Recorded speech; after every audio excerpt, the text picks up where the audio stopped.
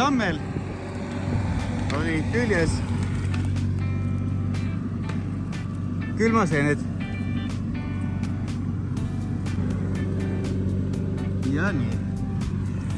Vanad küll juba. Siin samamoodi. Ja siis eelmisel aastal sügisel leidsime siit ümbert ka kännumampleid. Ja tamm siis seest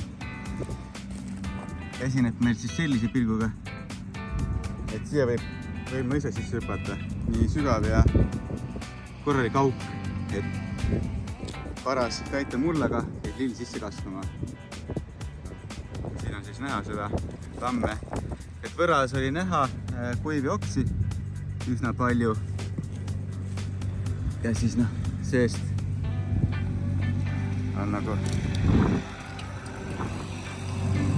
eriti pehme. Ja ma ütlen, et selline puu lasteaia kõrvale ei sobi kindlasti mitte.